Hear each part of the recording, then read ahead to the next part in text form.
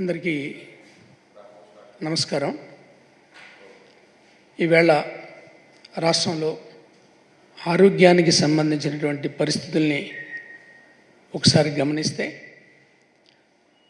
Diarrhoea ఏ విధంగా ప్రబలింది,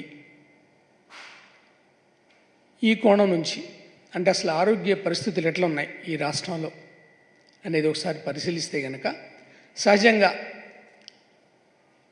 అభివృద్ధి చెందిన సమాజం అంటే ఎక్కడైనా సరే నాణ్యతతో కూడినటువంటి విద్య, వైద్యం ప్రభుత్వం ప్రజలకి అందించిన సమాజాన్ని అభివృద్ధి చెందిన సమాజంగా మనం భావిస్తాం.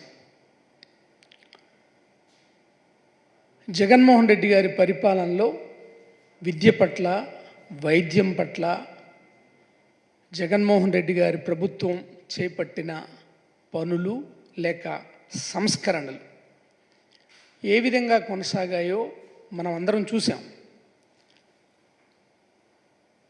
ఎక్కడి నుంచి పునాది నుంచి పై వరకు అప్డేట్ చేశారు అన్నిటినీ కూడా, విద్య కావచ్చు, వైద్యం కావచ్చు. ఆ మాటకు వస్తే వ్యవసాయానికి సంబంధించి కావచ్చు, సాధారణ పరిపాలనకి సంబంధించి కావచ్చు, విప్లవాత్మకమైనటువంటి మార్పులు తీసుకొచ్చిన సంగతి మీ అందరికీ తెలుసు. సెక్రటరియట్స్ ఇవన్నీ కూడా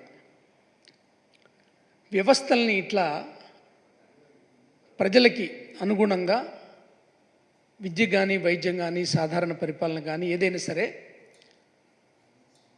ఒక ఉన్నత స్థాయికి తీసుకొచ్చారు.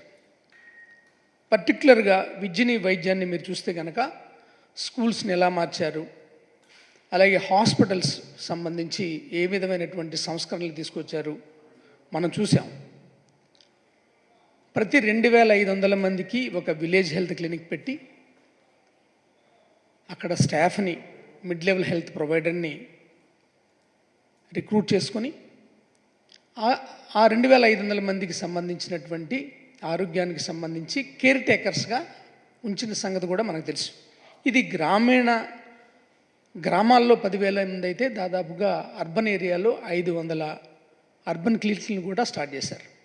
దీంతో పాటుగా పిహెచ్సిల్ని తీసుకుంటే కనుక కొత్తగా నిర్మించిన 150 పిహెచ్సిలతో పాటుగా ఉన్న పిహెచ్సిలన్నింటినీ అభివృద్ధి చేశాం.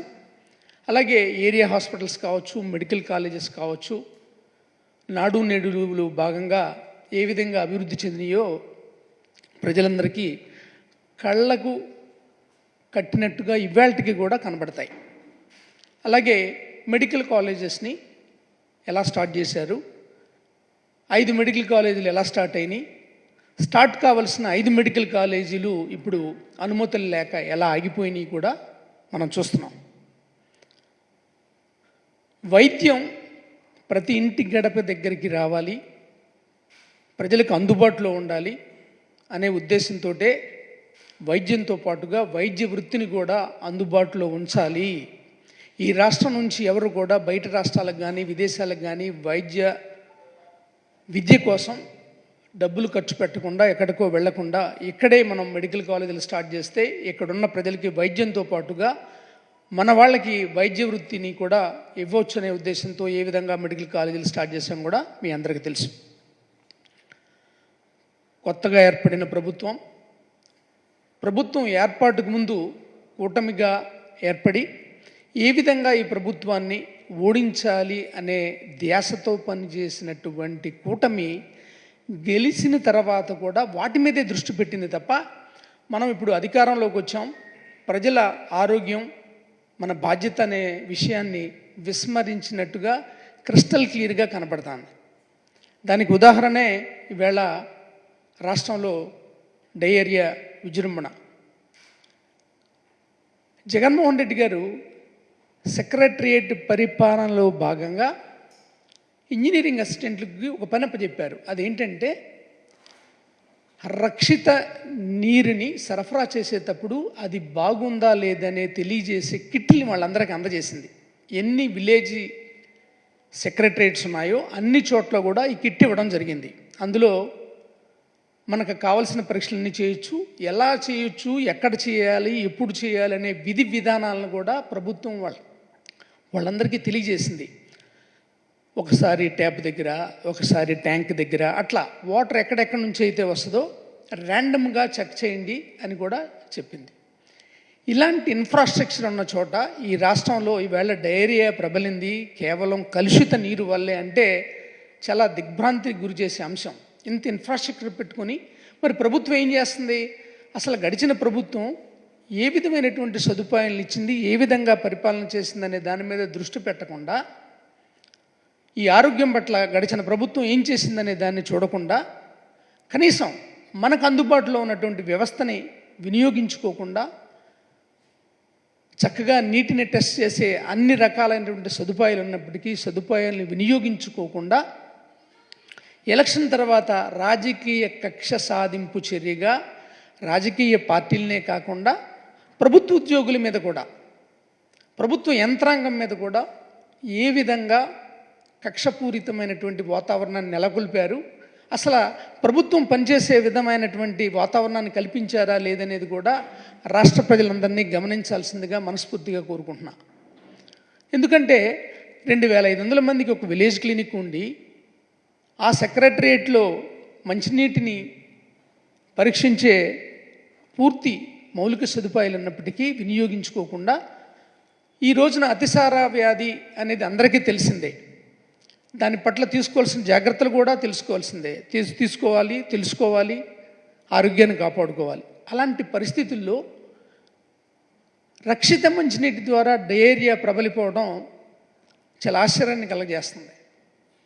దృష్టి అంతా రాజకీయ కక్ష సాధింపు చర్యలే తప్ప ప్రజారోగ్యం పట్ల ఏ విధమైనటువంటి బాధ్యత లేదని సుస్పష్టంగా తెలుస్తోంది. దానికి గల కారణం లాస్ట్ మంత్ మొదలైనటువంటి డయేరియా ఇప్పటికీ కూడా రాష్ట్రంలో కొనసాగుతుంది. చాలా ఊళ్ళల్లో, కాకినాడ కావచ్చు, ఎన్టీఆర్ జిల్లా జగ్గైపేట కావచ్చు, విజయవాడ మొగలరాజపురం కావచ్చు, గుంటూరులో మొదలైంది ఇది. గుంటూరు నుంచి తిరుపతి కావచ్చు, కర్నూలు కావచ్చు, ఇలా అన్ని చోట్ల, కడప కావచ్చు, తూర్పుగోదావరి కావచ్చు, నెల్లూరు కావచ్చు, ఈ అన్ని జిల్లాల్లో కూడా ఇప్పుడు డయేరియా కనపడతాను.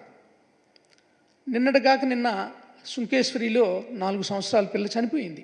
జ్యోతి అనే అమ్మాయి చనిపోయింది డయేరియాతోటి. అంతకుముందు 2 సంవత్సరాల అమ్మాయి.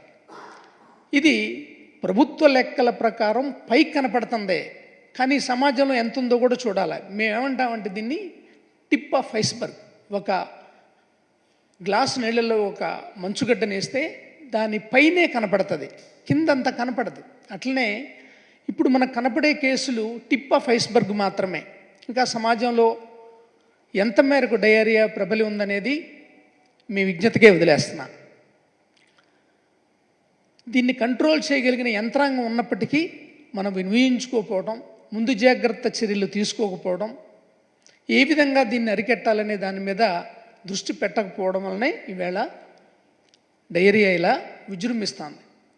నిన్ననే చూశాను, ఒక గురుకుల పాఠశాలలో ఎవరో డెంగ్యూతో చనిపోయారు, వీళ్ళు ఎగ్మూర్లో అడ్మిట్ అయ్యి కూడా చనిపోయారనే న్యూస్ కూడా వచ్చింది. గురుకుల పాఠశాలలో ఎక్కడ పెడితే అక్కడ ఈ డయేరియా విజృంభిస్తుంది.